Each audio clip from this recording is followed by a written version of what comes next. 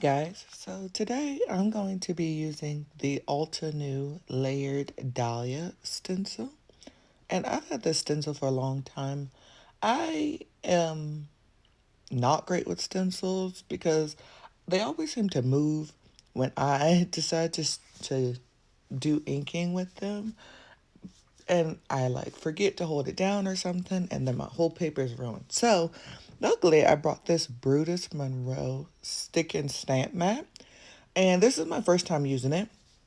I'm hoping that I will not have an issue with the stencil moving on this, just because that's one of the main reasons I have a ton of stencils and I never use them because I'm always just no good. It always moves or something happens and I don't like it. So I'm going to use this layered dahlia stencil. I was trying to figure out which one to use first. One is the line design, the other one is the shadowing. And so I pulled out two of my Ulta New Crisp dye inks. The first one I'm going to use is this fresh lemon color. And when I started doing this, I like stopped and I was like, that is really dark. I was not expecting it to be that dark. So it was like, is my honey drizzle, which is the next color I'm going to use by Ulta New, is that going to be darker than this one or lighter? Because you normally want the shadow to be darker than. So I was like, well, I think I have a yellow that's even darker than those two. So even if it's not, I'll be able to work out with it. But here I am. I did not have the stencil secured down or pressed down completely at the beginning. So it did kind of move a little. And so then I had to pick it up, reposition, and redo it. And now I'm seeing that I did not quite cover the entire image like I thought I did. So I have to line it back up, which is not something that I'm great at since we talked about that from the last time with my cutting. Um, but yes, I get it lined back up. And now I'm going to put stencil B onto there. And stencil B is the shadowing one. Now, with this stencil, I had a hard time because with stencil A, like I said, it's the line art. But stencil B does it to me did not give the same shape or the same like view as stencil A. So I ended up having to use line stencil A back up and then line and stencil B on top of it and then removing stencil A so that I could add stencil B. And luckily this Ulta New Crisp Dye Honey Drizzle is darker than the fresh lemon. I could not remember for the life of me. And when I first started putting down, I was like, oh, that first yellow is quite dark. So I'm just finishing the shadow in here. And when I pull this off, voila, it is beautiful. Beautiful, beautiful. I think that's the first time I've ever done stenciling and like really, really liked it. So I want to back this. I normally like to use my pattern paper. That's me showing you the colors there.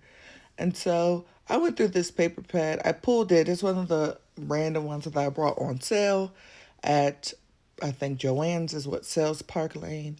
And it's been sitting in my craft room for who knows how long. But I was like, you know what? I want to use a piece of pattern paper behind this. So I'm going through this, not realizing this pattern paper pad probably has like a total of 3 pages of yellow. And it was the last set of papers that I actually ended up finding a good yellow and choosing that one. So I'm going to cut my card down. I am cutting the stenciled image down to 3 1/4, no, 3 3/4 of an inch. So 3.75 inch and by 5 inch. And I did this because I wanted that yellow pattern paper to show through. So I'm going to cut the yellow paper to standard A2 size card. It's going to be 4 1/4 or 4.25 by 5.5 or 5 by 5.5. And when I put it on here, I realized that I felt like it was getting lost in the paper. So I decided to add a sheet of white paper behind the stenciled image. And so this white paper I'm going to cut, once I go get it, I'm going to cut it to 4 by 5 1/4. And this really just means that there is 1/4 inch border between the yellow stenciled image, the white paper, and the yellow printed paper background. So I like that. The white kind of just centers in on the sketched image, or not the sketched image, the stenciled image, and then it still provides that contrast and lets it pop for that yellow image. So I'm just taping it down with my HEG tape. That's my usual go-to tape. I get that in bulk because it's just cheaper to buy it in bulk, but and it lasts longer. That's my favorite thing about that ATG. So right now I'm going to use this stencil. This stencil, not the stencil. The stamp is by scrapbook.com. It is their Cards for Kindness stamp set. I'm pretty sure I either got this stamp set as like an add-on from an order that I did a while ago. I think this is like a 2020 stamp set. So either it was a free stamp or I brought it when it was on sale. So I'm going to use this Thinking of You stamp. I really like the text. And I'm using this Momentum Tuxedo Black ink for this Thinking of You. Now, the one thing I wish that this stamp set had was dies. It may have dies. I have not looked. I am a huge die person with my stamps because I usually like the image to be cut out so that it can be propped up.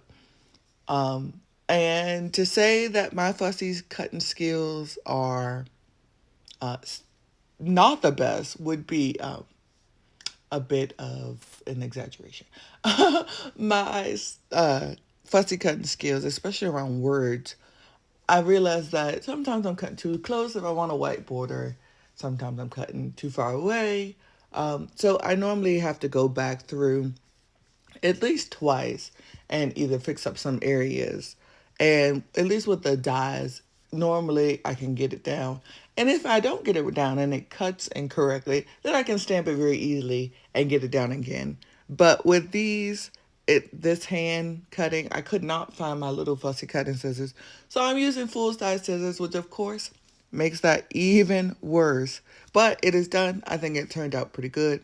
And I'm going to pop this up on my card with a little foam tape. And then it should be, I'm going to stamp it, I'm going to put it on there. And I think that bottom left corner. And I will be showing you the finished product. I really enjoyed doing this card. As I said, I'm not a huge stencil person, so I think it came out well. Thank you so much for watching. Have a good day.